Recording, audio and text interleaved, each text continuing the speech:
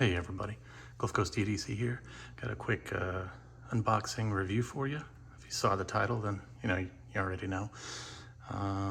We got the Hogue Deka. I've been wanting to get one of these for a minute, but maybe like most folks, I've got so many bug outs. I'm not gonna lie that it seemed like it was so close to a bug out that I wasn't really sure that it's really something that I wanted to get, considering how similar they seem to be. Made in the USA, same kind of generic kind of profile.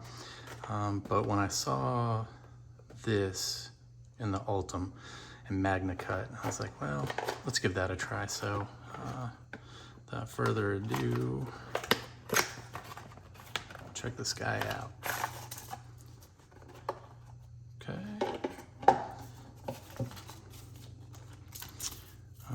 Okay. So don't eat that, kids. Let's see, so some warranty and stuff. Okay, sharp, hopefully. Oh, you get a sticker. I always like stickers. All right, this is a nice pouch. Not quite as rigid, I think, as some of the other ones that I've seen, maybe from Civivi and folks, but it's nice embroidered on there. It's got a nice zipper. It's a nice pouch, and there she be. Oh, that is a nice pouch. Nylon polyester, made in Mexico. All right, so you can see it's both scales are in the Ultem. And I'll say I don't have a ton of experience with Ultem, but I do have guitar picks that are made out of this material, and they're very long lasting, very durable. And obviously, it's neat because you can see through it, right? So it still has kind of that kind of Deka texturing there, or divots that are kind of milled into it.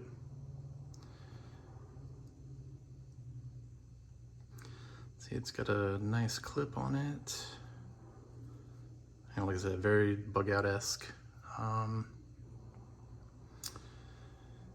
See, that thumb stud is something else, huh? It's not crazy pronounced, but I definitely kind of know it's there.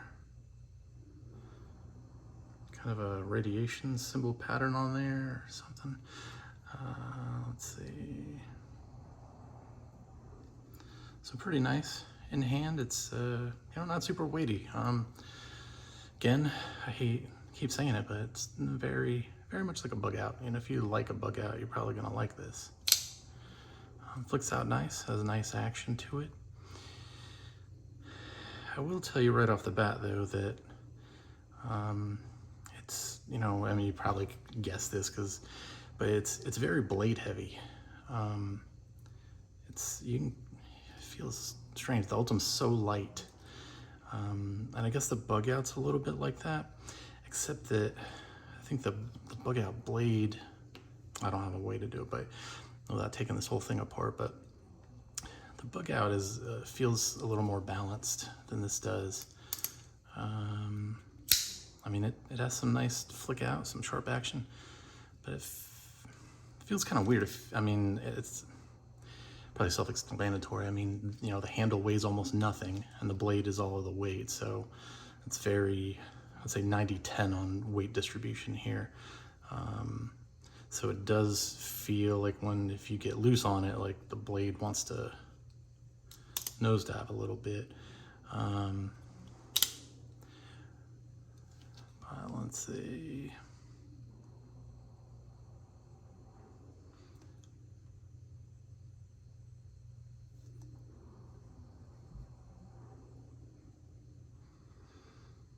So Leishowitz design, CPM Magnacut.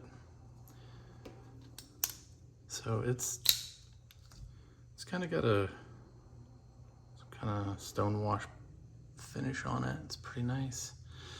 I will say too that these radiation symbols, I'm just jacking the camera all up,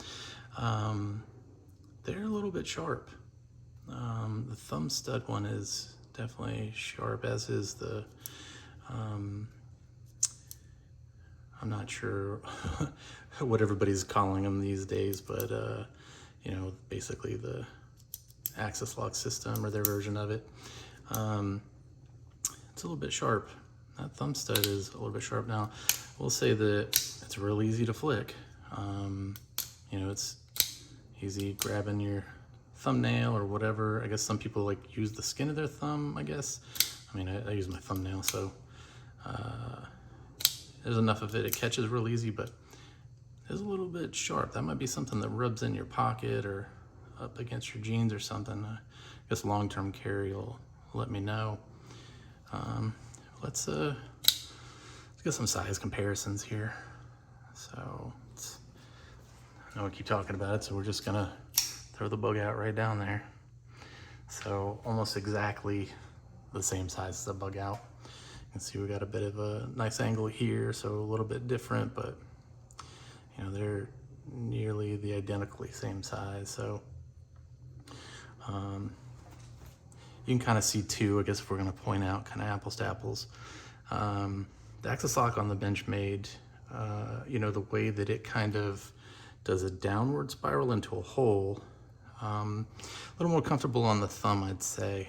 Whereas when you got this kind of radiation symbol here that starts at a pyramid and goes down, not quite as comfortable on the thumb. And with that pyramid down shape, kind of reminds me a little bit of the way the thumb stud works on Chris Reeves. So if you own one or used one, then you know what I'm talking about. A few more for size comparisons. Here's get that guy out of the way. There's a Delica 4, which again, almost same exact size here as the Delica 4. And we've also got a mini grip.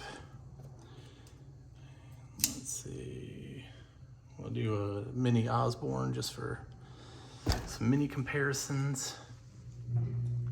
So, you know, probably didn't need all of these because 85% of you probably, that's probably low too, all own a bug out. So this is definitely like a bug out contender. So these are the two. Just kind of looking at our specs here.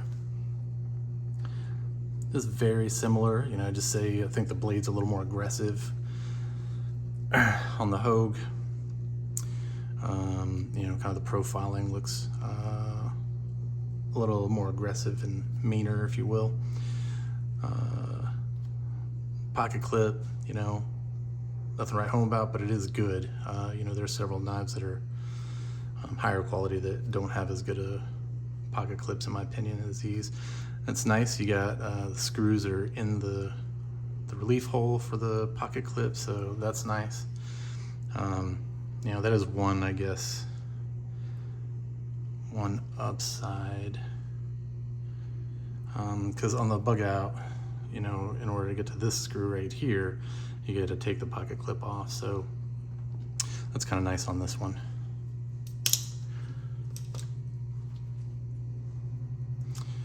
So yeah, so, you know, not a whole lot there. You know, I'll see longer carry will determine, you know, what this looks like long term, especially for kind of the sharp edges on some of this stuff.